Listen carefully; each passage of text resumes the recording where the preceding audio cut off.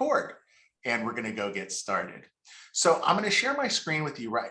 So let me actually back up and talk to you a little bit about SizeUp, because I don't know if this has ever been shared with you. So let me go ahead and share my screen. And we can talk a little bit about the intention behind SizeUp and why Avista made the investment to support your local communities. So the first thing is, why an online business intelligence tool? And so the answer is, one, small businesses need to be in a competitive landscape with large businesses. Obviously not from like funding or, various other things, but the idea that they can have access to the same data to make optimal decisions. And the type of data we're going to show right now is the same type of data that your McDonald's, your Starbucks, your Amazon, your Walmart, your big businesses are going to use. Two, we know that you work very hard, but a lot of small businesses are so busy running their business Monday through Friday, 9 to 5, although it's probably more like 7 days a week from 5 a.m. to 9 p.m., that they tend to engage with this type of data in evenings and weekends. So this is a starting place for them when traditional business assistant services may not be available. Third thing is, it has to be simple to use. I'm hoping that I'm going to show that to you right now, but if you find that there's any complexity, please ask questions and we can dive into that tool a little bit more, or we can explain about perhaps how at the surface level you can do a certain level of analysis, and then you can dive deeper as necessary, but it's still accessible. And then the third thing is, we recognize that businesses do not operate solely online. So we have a report creator. Anywhere you are in the tool, you can actually export that information to a PDF, and then you can include that in your marketing materials, your business plan, your SBA loan, a meeting that they're having with you, so that you can sit side by side, look at the paper, and take care of that information. Now, the reason that this information is so important right now is because of the trends that we've seen in the overall economy. So this is the United States. Here's the dip at the beginning of the pandemic. But there's been a surge of entrepreneurship since the pandemic started. And you're like, well, that's great. That's the United States. But what does that have to do with me? Well, here's the West. And here's Washington. And here's Idaho. So this isn't just happening in the United States. It's happening in your local communities. And the reason that this data matters so much is because of this slide. This is the new business failure rate over the first 5 years. So you see about 50% of businesses are going to fail within the first 5 years. But the big difference is, you see this huge chunk right here. 2/3 of the businesses that fail because they are not prepared. Data is a major part of that. If you hire too many people, you're going through your initial investment, your burn rate's so high, you may run out of runway before your business really starts picking up. On the opposite side, maybe you don't hire enough people and you're dealing with poor customer service issues, or a lack of bandwidth or production for your product because you're understaffed compared to what the typical business might be. It all depends on the individual business or what they're trying to do. And so what we're trying to do is provide information about what a typical, not an average, right, but a typical business might be operating under, the parameters, the constraints, in terms of revenue that a typical business might be, so that they can make better informed decisions. This is obviously for an entrepreneur situation or an existing business, as they seek to optimize what it is that they're doing. And also, if you need this PowerPoint, if you're doing presentations and you want to see it, please let me know, and I'm happy to share this with you. So that's a little bit of context about why the tool is so important. And we'll talk about how do we get your users the information that they need. And so the answer is, there's 3 modules that we can look at. And so let's go ahead and take a look at that right now. I will share your tool with you. Just so you know, what you're seeing is the just updated tool. And so it should be a little bit different than what you may have played around with previously. So one of the first things that you're going to notice is that there is a now green color scheme, which fits in a little bit differently with your website, as opposed to the old one, which was blue. This can also change seasonally. You can talk to the folks at Avista as they go ahead and choose these things. We try to keep the application simple, so you'll see that there's only 2 things that we start with. What industry are you working in, or if from the case of an entrepreneur, what industry are you thinking about working in, and where are you doing it? And it can be anything from, coffee shops to machine shops. There are thousands of industries, and even within an industry, you can go as high or as low as you want. So here's an example. Let's go ahead and go to Post Falls, and we can look at all restaurants in Post Falls. So you can notice here that you can either look at, this is also a new feature. So this is what we call directed access. So before we used to just dump people into the application and say, go crazy, find out what you want to know. Now we're saying, what of these features are you really interested in? Do you want to measure your business performance? Do you want to identify your supply chain, potential customers, identify how your competitors are doing? Or do you want to optimize your marketing and advertising efforts? So in this case, going left to right, we can actually look at restaurants in Post Falls. So I'm going to trouble you guys to actually answer this question. And there is no wrong answer, because as you know, a lot of entrepreneurs don't have access to this information. So what do you think the average revenue is for a restaurant in Post Falls?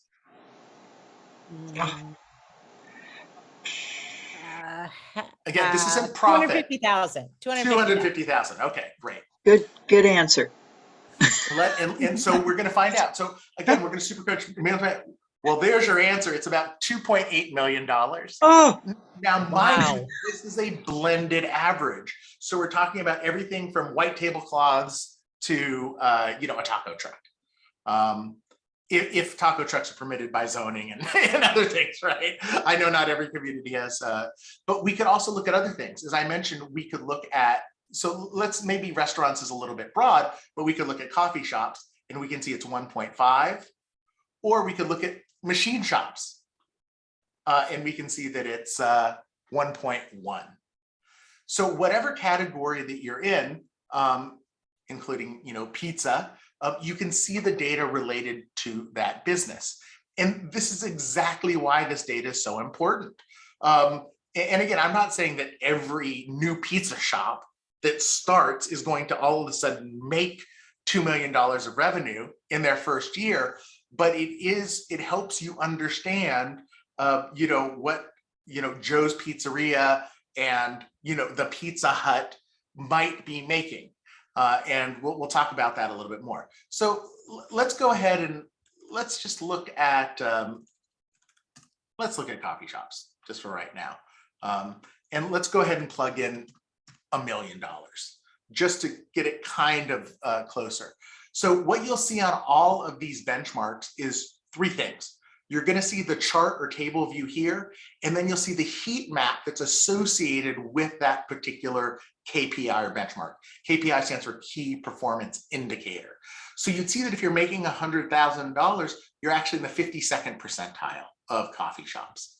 And then you'll see some considerations. So the considerations are not recommendations, because small businesses are unique, right? These aren't cookie cutter. There's not some, franchisor in Chicago saying, this is what you should make, this is the demographic, characteristics of your community, and you should have this many employees and you should pay them this much. No, because you might have a coffee shop, maybe it's a gourmet coffee shop, right? So maybe you have a higher price per cup, but lower volume, and that suits your business model. It just depends. But you can also look at the overall trends within a given industry. So in this case, if you were looking at, say, so you can see, oh, wow, this is really interesting. You can kind of see when coffee shops are opening more or less. And you notice here, you can get rid of national, because you can think, well, I'm not a national franchise. I'm not interested in this. You could see that in 2019, 36 coffee shops, right, opened in the state, 7 in the metro area, 7 in the county, and 2 in the city. So it's a big year for coffee based on our chart in Post Falls, Idaho. And this is really important because you can see, hey, our new business is opening, or is this a business that essentially is in a dead industry? So if you were looking at movie and DVD rental stores, you just see that line cascading all the way down to the right, is all your blockbusters and independent places close and everyone moves to streaming videos or, on demand or whatever it is that they're doing. There's more information here than just that, because It's information that really helps small businesses. $20,000 may not seem like a lot of money, but that's actually a very competitive salary for a barista at a coffee shop. And you can see counties where you'd expect to pay more and counties where you'd expect to pay less. That information is oftentimes hidden from small businesses because they don't have a professional, HR team or telling them, oh, this is what we'd expect, right? We have all this data telling us what we know. Or for an entrepreneur who's never hired someone, they don't know what's competitive. So all of that information is available. You can also look at revenue per capita, and you can look at number of employees. So 10 people is definitely a small business. It's actually a slightly smaller than average coffee shop. The average coffee shop in Post Falls is 11 people, 13 in the state. So this also tells you information, right? So where is that? At the state and national level, it's 13. Where do you think some of those larger coffee shops? Might be Boise, right? It could be in Nampa. Maybe it's near the university with all of those students, the vandals, right? That are drinking all that coffee. So you get the idea. It helps you contextualize what your performance is or what the unique characteristics are of the industry, not generically, but in your city, in your county, in your metro region, depending on how you want to look at it.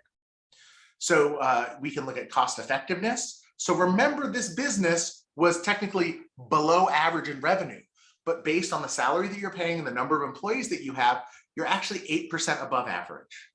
Context matters for small businesses in a far more significant way than your larger businesses.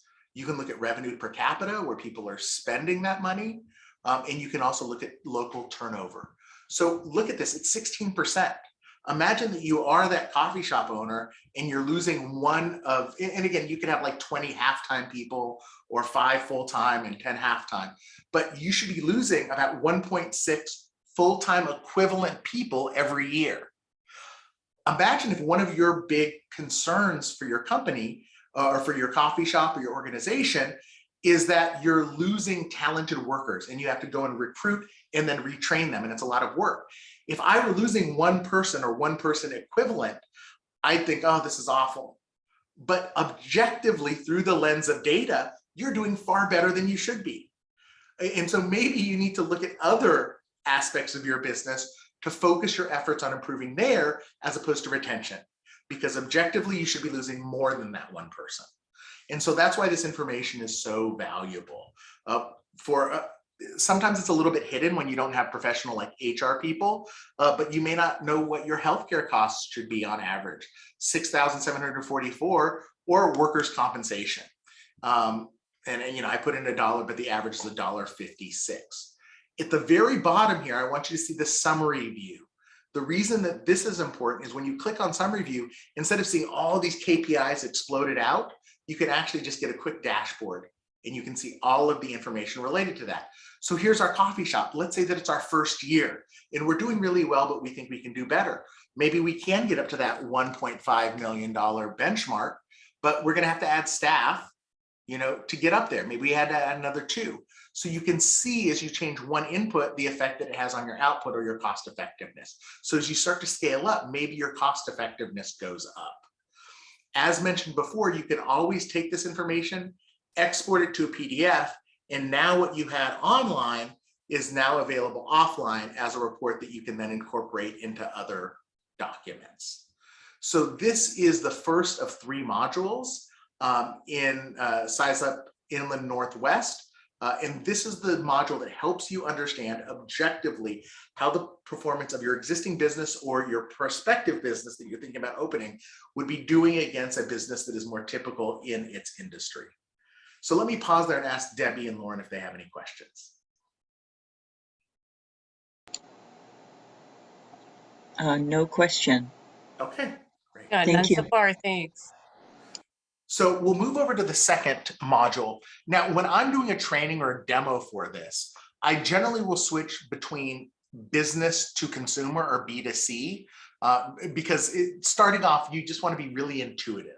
And not everyone works in metal manufacturing or, whatever it may be, but everyone's bought a cup of coffee or a pizza or gone to a restaurant, presumably, right? Everyone's been out at least once. That doesn't always hold true in the last 2 years, but let's assume that they remember going out to restaurants. So you could, of course, see all of the coffee shops that are here in Post Falls. And we could even look at a heat map with consumer expenditures. So let's say that you want to know where the concentration of food away from home is. And we're looking, and again, in the same way you can go from restaurants to Italian to pizza, depending on how deeply you want to dive. We can also look at consumer expenditures at whatever level. Right now, we're just looking at food away from home. If I was a coffee shop, oh, I'm sorry, my mom taught school. It's a hypothetical. If I were a coffee shop owner, then we would have to look at snacks and non-alcoholic beverages, or perhaps breakfast and brunch. It depends on what my business plan is, right? Am I a coffee shop that's only open in the morning and the early afternoon, or do I stay open in the evenings and I provide snacks and desserts and things of that nature? So you can choose what you want to do. Let's say that I'm just like a morning time coffee shop. I can look at breakfast and brunch, and I can see the concentration by zip code for breakfast and brunch. I can see where people are spending more, and I can see where people are spending less over here. I can also look at average household expenditures. So did you see what just happened there with the switch? So the concentration of spending is happening here in Post Falls, but the households spending the money are further over here to the east.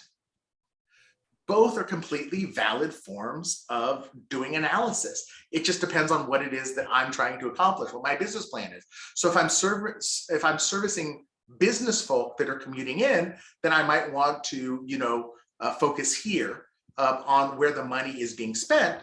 But maybe if I'm like a family-oriented coffee shop where I'm that third place where people can visit with their friends and their kids can, do coloring, or maybe there's a side room where kids can do their stuff, then I might want to focus, over here. It just depends on my intent for my business.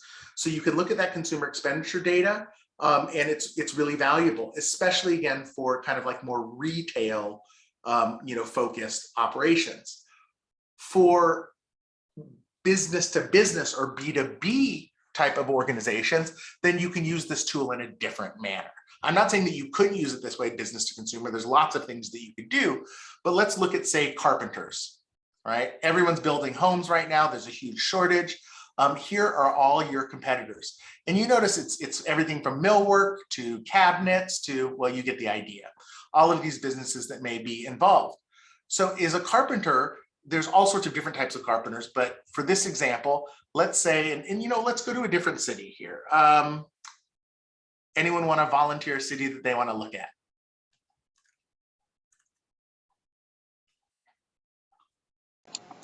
How about Rastrum?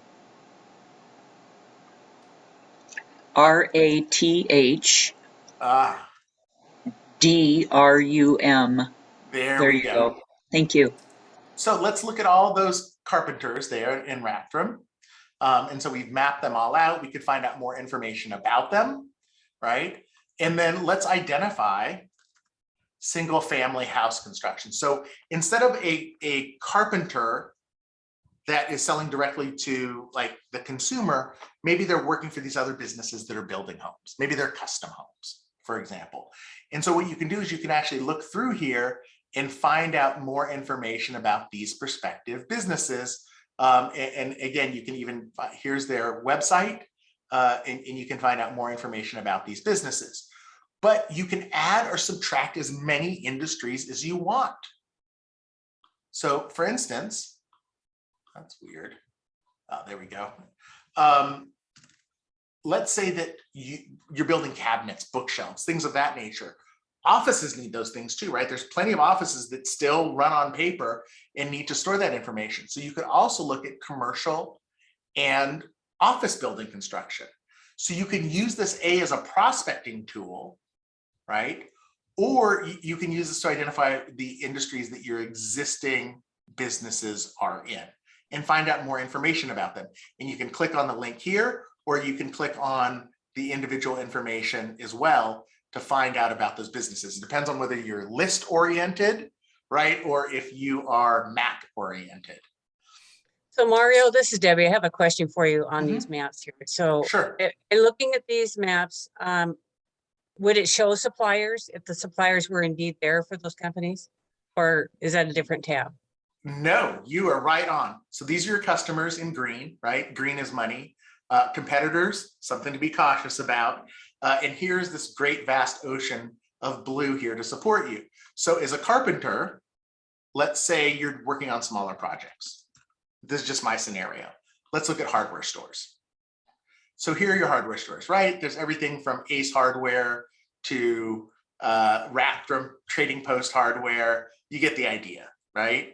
So you can layer it then, is that, you can layer these as you go? Exactly. Okay, Mhm. perfect, thank you. So here, your red is your your orange is your competitors, your blue are your supply chain, and your green are your customers. So you start to see concentrations, right? And you're not limited. So let's say that you can't get what you need. Let's say that the perfect example. Let's get rid of hardware stores and let's look at lumber wholesalers, right? You're working on big projects right now. You notice what just happened, right? Now you're looking at specialty forest products in Spokane because you need some special, it's a law firm and you're designing their bookcases and you need really tight grained vintage oak to provide that professional attorney image that people are looking for. Whatever it might be, you can actually identify Intermountain Wood Products, 26 years in business, visit their website, find out if they have the product that you need. And so this is a really big company, but maybe they would have that specialty product that you need. This can be a huge issue right now because guess what? People are having a hard time getting the product that they need. So to see that maybe that product, while it may not be available in Idaho, maybe they can find it in Washington, or you can just keep on zooming out and you can start seeing that information all over. You know, eventually if you zoom out, you're just going to see a hodgepodge of polka dots that probably aren't that meaningful to you. But you can, the analysis must always start within your project area, but it can go as far as whatever you think your trade area, your labor shed, so on and so forth. So hopefully that answers your question, but you should be able to see the spatial characteristics of your entire ecosystem using this tool. So let me pause there and ask if you have any questions about this particular tool other than the one you just asked. Yeah, I had a quick one for you, Mario. Can you export these maps to a PDF? Yep. So I just to show you, I just clicked on this PDF right there. button right Okay. there. Thank And then here's your competitors report. There's your competitors. There are your customers or potential customers if you're using this as a prospecting tool. And lastly, here is your supply chain with all of that information. And of course, you can cut and paste this into Excel, or you get the idea, however you want to do it. So yes, 100% you can do that. And so you just look for that PDF button right here in the upper right. Mario, I have a question. It's Lauren. So who's updating this daily? I mean, things are closing, changing, adding. Where do you draw Sure. all of this data from? So we draw from hundreds of private, proprietary, and also public databases. It depends on the individual module or benchmark that you're looking at. So all of the information that you have here for carpenters and Ratcham comes from all of these individual business points, right? All aggregated. So we're never showing individual, like this is what this business makes, but we show it at the city, county, metro, state level. Some of the information like on local turnover, healthcare costs, workers' compensation comes from the Bureau of Economic Analysis, Department of Commerce. It really varies, right? Attorney information can come from the bar. CPAs can come from, those organizations. Certain states have business license requirements that others don't. It does vary. What I can tell you is the firmographic information, the individual business information is updated every 3 months, but there is a lag of anywhere from 3 to 9 months on that data. Okay, that makes sense. Thank you. Yes, absolutely. And we have a PowerPoint. I'm going to hopefully, I can just switch back to this for you. So this is the way that we think about data. There's all sorts of information like labor, geographic, transportation. I showed you some of the consumer information. So when we think about it in terms of these buckets, Industry data, as I mentioned, can come from all sorts of things. For those public companies that are traded on the stock market, quarterly reports become quarterly updates for our tool. County courthouse filings, annual reports, all of that stuff. So this shows you some of the sources of our data, but there's frankly too many to name. And if I showed you the chart that was associated with this, if your eyes are anything like mine, I would have you dizzy and blurry. So we're not going to force you to do that, but we do want you to understand at a high level where all of the data comes from. The consumer data that I showed you, so going back to the application, the consumer expenditure data on this map and on the competition map, that's updated every 6 months. So, if we were trying to figure out who's going out to sporting events, this gets updated every 6 months. If we're trying to figure out who's buying boats or jet skis, updated every 6 months. So hopefully that's a helpful overview for you. The advertising information is a combination of both of those. Yeah. All right. Okay, Mario? What about wholesale products? Is that have a lag time? Wholesale. So it's the same thing. All of the firmographic, all of the business data is updated every 3 months. Okay. So I would generally say, obviously, for larger businesses, how do I put this? It tends to be more accurate for larger businesses just because those businesses have more momentum, right? They tend to open and close less. But for small businesses, it's every 3 months. So as their revenue changes, as the number of employees changes, all of that information gets updated. Mario, Lauren again. Our economic development specialist is at a supply chain conference today, and I would have attended anyway. But would you have the ability to send this information, or do we give you our email or email you, and I can then share it with Josh? Sure. So we're going to Lauren, supply. I was going to say, I'll post it on our website on IMP. And so then I can just send you the link and I'll do that specifically to you. So you got it. Thank you, Katie. Perfect. You bet. All right. You bet. There you go. So just because there is limited time, and I do want to make sure that we can answer your questions as well, I do want to cover the last module, and then with whatever time we have, we can answer more questions. But I just want to make sure we don't miss anything. So just as a quick review, the My Business tab allows you to see objectively how your business is performing or your prospective business for an entrepreneur. The Competition tab allows you to see the geospatial context in which you're operating across the entire ecosystem, right? So it's your competitors, it's your suppliers, it's your customers. And then the last tool is the advertising tool. This is so valuable because most people don't have the ability for, Super Bowl halftime ads. You really want to target your audience and make sure that you are maximizing the value of each dollar spent on your marketing or advertising. There's different ways of using this tool. So right now, what we're just showing you is where carpenters making money. And we could go to any city. I don't know if you want to, visit a different city, or you want to go to Coeur d'Alene, or, oh, you know what? I just mentioned the university not too long ago, the Vandals. So let's head there. And this is a good one because you can actually see that it's operating across state lines.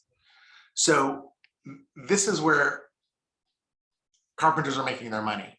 For advertising, I tend to focus, again, when I'm demonstrating this, I start with business to consumer, like a retail. Then when I go to the competition tab, I tend to look at more of a business to business example for, as you said, supply chain analysis. I tend to focus on professional services for the advertising tool. And that's because, as you know, dentists, lawyers, accountants, beauty salons, they all advertise. They're fairly active in terms of advertising. And I'd like to talk about things that are meaningful to me, things that I've experienced, that I have subject matter expertise on. And I'm sure it's the same thing for you. Maybe it's metal manufacturing. Maybe it is downtown revitalization. Hard to say. But the example that I show you here is because I have two daughters, 5-year-old and a 9-year-old, and they go to the dentist and they hated it. We now see a family dentist, He has TV screens on the ceiling with wireless headphones, and he does nitrous oxide instead of shots. So it's a much more comfortable experience for everyone. He was coming out of dental school. What he wanted to know is, where are the underserved markets? So if we go to filters, I can also tell you this, we drive 25 miles to go see our dentist. I know that seems far, but it's worth it. Now we're looking at these specific zip codes that match the criteria. People might even come farther if you have a really significant value proposition. So whatever you think your trade area is, you can use this tool. And then you can dive down even further. You can say, hey, I'm a dentist. I'm going to charge a little bit more, right, for my particular services because I have nitrous or whatever else. And you can just keep coming up here to whatever you're comfortable with in terms of, see, we went so far, we completely annihilated all of the market. It didn't match our criteria, but you can see you can adjust the sliders to focus on whatever it is that you want to focus on. You're a dentist, so be old enough to have teeth, not so old you're losing them. That's a different, and you can see it'll optimize. So we were looking at over 20 zip codes, now we're looking at 6. So these are the areas that are underserved markets relative to what consumers are spending versus business revenue in those areas. So you may want to focus your advertising here. You can export the PDF, and now you can take this information to online advertising. So like Google AdWords, Facebook, Instagram, whatever it may be. Or you can even say, hey, I know this area and there's Chamber of Commerce's that I would like to join in this area, or I want to advertise my services on a billboard that's on the freeway between these areas, or highway or whatever, or bus stops or whatnot. So both the physical world and the digital world, you can target these zip codes. And you can do it because you have the information right here. These are the places that you want to go to. Unsurprisingly, you can see the median age here in the city that hosts the University of Idaho. 26.51 is the median age there. And you can also see that the revenue per capita is lower. They're young and they don't have the net worth to afford maybe those expensive dental treatments. And so this is great because it also shows you where your assumptions can also be validated by the data so that you're making more informed decisions. So this is the advertising tool. Now I'm showing you how you would use it on the customer side, right, where you're selling directly to the customer, but you can do the same thing. Let's say that I was in metal fabrication, okay? But now what I'm doing is I'm saying, you know what I want to look at is I'm trying to market to other small companies. And maybe your market's 100 miles. I'm just 90 miles. Let's go for that. But instead of looking at consumer filters here, let's say, oh, you know what I really want to do is I'm a smaller metal fabricator. I'm looking for companies that can use my product or they're spending money on it. But I'm not trying to sell to a gigantic company. I can't handle that amount of work. I can't produce that much. So maybe I'm trying to partner with or sell to other small companies. You can look at the zip codes where there's these businesses that have at most 50 employees, or you can be even more selective and say, at most 10. Now I've narrowed down, these are the zip codes for metal fabricators that meet that criteria. So we're looking at number of employees, so really the size of companies, or sometimes maybe revenue is a better indicator. And so you could say, I'm really just looking for total annual revenue of businesses with, say, less than 5 million in revenue. So you can target other smaller businesses. So you can use this tool both for the consumer side and for the business to business side. It just depends on what your particular company, organization wants to do. So this tool works either way. Again, export it to PDF. What will change, of course, is where you're advertising. So if you're just focused on consumer, you're going to look towards consumer-based websites or publications.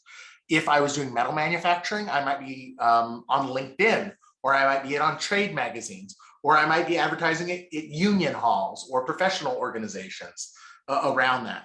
So it can generate the answers, but the questions still come from you, from the entrepreneur, from the general manager. And that is the third and final tool in Size Up Inland Northwest. So I hope that was a helpful overview, and love to make sure that we're answering any questions that you have. Yeah, Mario, this is Debbie. Could you tell us again where you're getting the wage data at? I believe the wage data comes from the Bureau of Labor Statistics. I'd have to double check on that. It might be the Bureau of Economic Analysis. So that is, I believe, a government created benchmark. And so that is updated annually. Thank you. Mario, Lauren here. I have a question.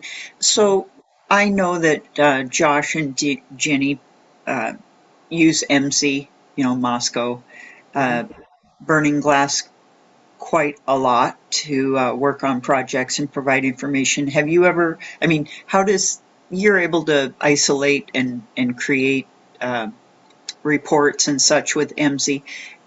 How does this relate with regards, have you ever pulled that up and then pulled the size up and to see if they're matching or close, or you know what I'm saying? Sure, I understand. So yeah, and I'm familiar with MZ.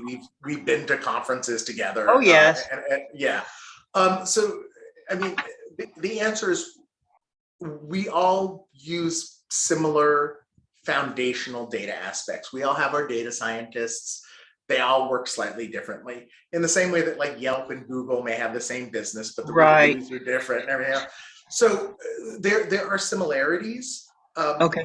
What I'm going to say is no data is perfect, but Right. all data is directionally valuable. Yes. So the closer you get to the source data, the more accurate it comes, but there become privacy implications for that. So one of the things you notice is that we don't provide that information on a business to business basis, right? Even though each of those businesses' revenue numbers are discrete amounts, we only showed at the city, county, metro, state, national level. Oh, that's right. Yeah. Right. And So I want to add something there, Lauren. I use Yeah. MZ a lot, and Yeah. and what I haven't used Size Up a whole lot, but I have used it. And thanks for the presentation, Mario. But MZ doesn't really give you the granular business data that this software does. Good. It's good to actually know. giving you the websites, the concentration of, and you're really not getting that at MZ. MZ is more employment related data. Okay. And so just thought I'd let you know that. No, thank you, Debbie. But we've talked to folks at MC, and I hate to be, I don't want to be dismissive of anything, because there are differences between data sources, right? There's a difference between Dun & Bradstreet and Database USA, Info USA, in the same way, who's bought a house, right? Experian, TransUnion, Equifax, and then they throw out the lowest score. We use the same base level data providers for a lot of information that's used by Google Maps, Apple, Yelp, so on and so forth. And that's why we try to keep it updated as quickly and as accurately as possible. One of the things I'll point out is we do have our own data scientists, and I'll show this to you because I think it's important to point out. We err on the side, we know we want it to be simple, right? So we want to make sure that businesses are having accurate information. Perfect. Notice what just happened here. Notice that there's a ranking at the state level for metafabricators, but not at the county or city level. Let me move over to, and so the reason why is because it's not statistically valid. We don't have, I'm not saying there's no metal fabricators in Moscow. I'm saying that we, using our algorithms and heuristics, have determined that we don't have enough data to give you an accurate report. When we move over to Spokane, you can see that you see the benchmark for the city, county, and metro level. If we moved over to,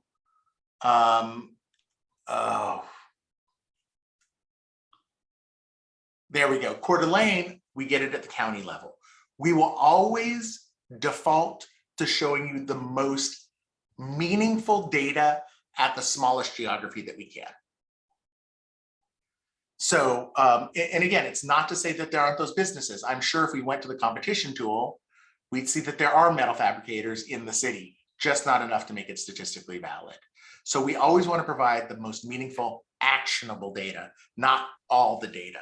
So that the signal to noise ratio is carefully crafted to support small businesses to make it simple to use.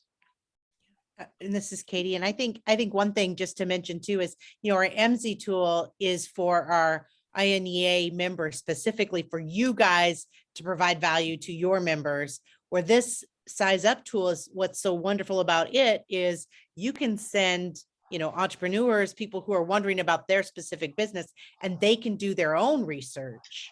Oh, Because right. this tool is free to anyone on our website, where the MZ is more specifically pay to play a little bit for, Yeah.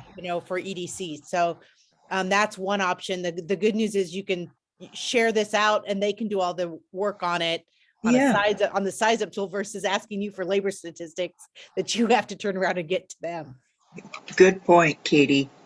Yeah.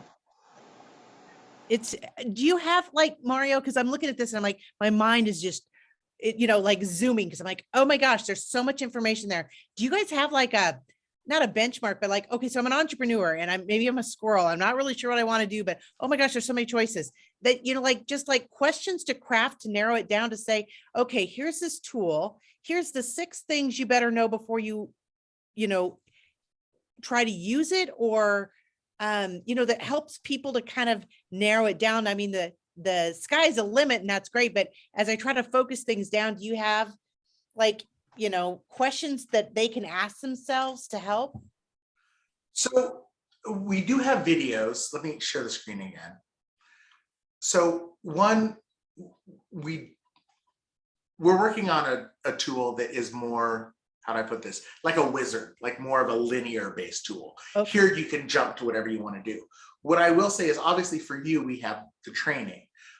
For just end users, you'll notice there's a little info bubble that appears above. So this is the quick video for the My Business tool. This is the video for the Beautiful competition tool. This is the video for the advertising tool. So there is a quick walkthrough. As I said, it is simple to use, but you're getting to the very challenge that a lot of small businesses have, which is what questions do I need to ask? Yeah. Right? Size Up is an answer tool. The questions still come from the talented entrepreneurs and everything else, because they have to ask the question, am I overstaffed? Am I understaffed? Am I competitive? How am I competitive? What's the landscape? So I don't want to discount, I don't want to discount the importance, frankly, of working. What I think is great about the tool is it's a starting place for people to explore. Yeah. And then they can have a much more valuable and informed conversation with your organizations or the SBDC or their partner, right? And so we don't see Size Up as I've used the tool and I'm done. You can come back and revisit the tool because the benchmarks are getting upgraded. I will tell you transparency, we've seen this. So again, we get to look at this information at, I don't know what to call it, at a more highly aggregated level. And what we've seen is a tremendous increase in the average income of businesses during the pandemic. A lot of that is what I call creaming. It's because what's happening is some of those smaller businesses that maybe were underfunded or couldn't respond in an agile fashion, I think some of that in revenue is getting concentrated amongst the survivors. That makes sense. Yeah. Right. So if you were using the tool quarter after quarter after quarter, you can come back and see some of those trends, and you can export it to PDF. So then you have a way to look at that. But there's always a reason to come back to the tool as the information gets updated. So it's just part of the process, because the questions that you have may change. Your initial question may be, how much do I have to make when I'm starting this business? And then a year or two down the line, it might be, I'm doing well. Am I doing well enough? And then a year or two after that, it might be, I'm ready to expand. What's a more optimal location for me to expand?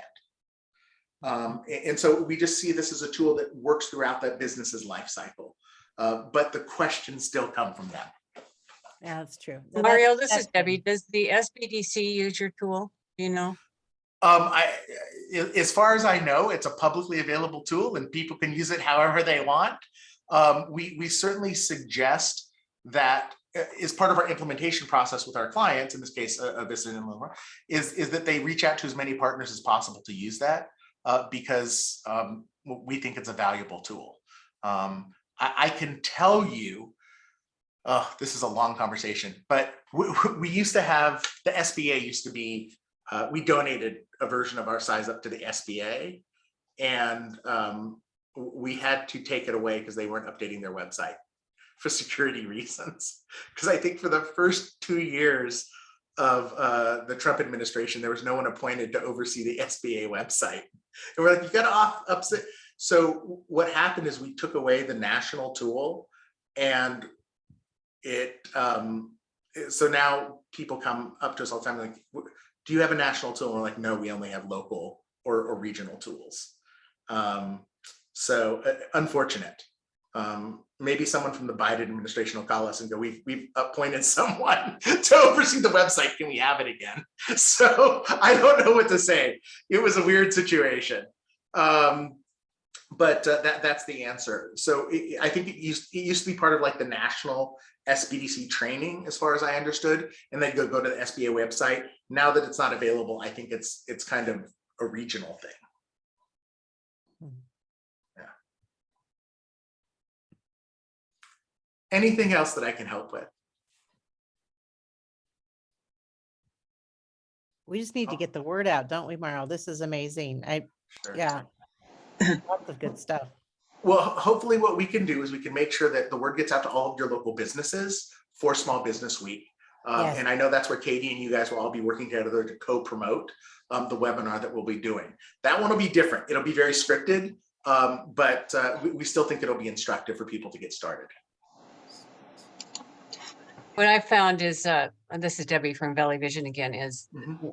when I've taken this out in the field, the smaller businesses anyway, really prefer you to walk them through pretty much the whole thing. And, you know, it gets a little time consuming, not bad, but yeah. So I'm sure, Lauren, you probably see that too, maybe, I don't know.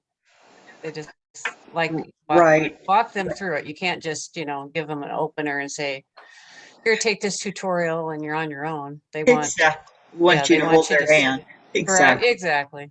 So not that that's, you know, a big deal, but if you do it, you know, is getting to the point where it's super time consuming, Yeah. then I don't Mhm. know. So Do you for this, guys, go ahead. oh, sorry to interrupt. I was gonna say, do you think that, because kind of our game plan is to send out an e-newsletter to kind of all our people in INEA and INP and send it out to them to promote this event on May 5th. But then I'm Perfect. also going to send it out to all the chambers and probably to small business councils. I mean, we'll spread out the news. Do you think that there's value, hopefully, for maybe the people that you have to hold their hand now, if they would go through that training, that it might be helpful? I mean, I'll dream big, right? Yeah, But well, if they take the time, that'd be awesome, Katie. Amen. But on your website, it does show some mentors, I guess. I don't Yeah. know. And so I've Oh. been found through that mentor list, and it's not like I'm getting flooded with calls, but I can see that picking up when we send this May 5th Probably Small fair. Business Week out, which is, again, I don't know. We'll see how it goes. But if we had a good opening video that we could point them to say, you know, this will only take X amount of minutes, you know, try this and then ask questions if you have anything else to add or something like that, I'm thinking. Okay. So Katie, I'll make sure that you get that explainer video that we have for your marketing great. purposes. It's about 47 seconds. It just talks about that'd the be- value proposition. So maybe we could even put that in our e-newsletter. I think that might be the way forward. That'd be great. So hopefully that was a great overview. I know that there's probably more strategizing you all need to do. But I appreciate you, Lauren and Debbie, investing the time. Yes, I know thank it's you. a lot of hard work helping small businesses, and I hope this will make your life a little bit easier. No, it That's was a great great. tool. Thank you, Very Marty. good. Great. And And then I know I'll- Josh was bummed he missed, he's been on all of the Size Up training and INP where you've talked of this, so I'll be glad to share it so he can keep up on it for All what he right. does. And Yeah. I'll send the link out to, everyone, once I get it posted, I'll Yeah. send out the link, so you guys have it, just one click instead of having to go find it. Thank you, Thanks, All right. Katie. Katie. You bet. Great. Everyone Thank you, stay safe. Mario. Thank you. Take care. Yes, Bye. good job. Bye.